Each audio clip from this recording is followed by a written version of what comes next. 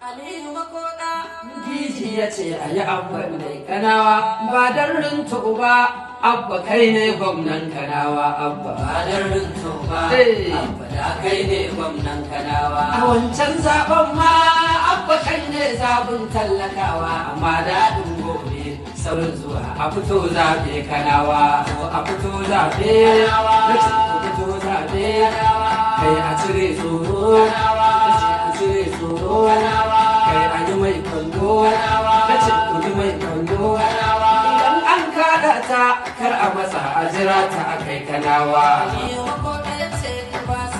A yi abban ne kanawa, abba da kai ne gwamnan kanawa. Ma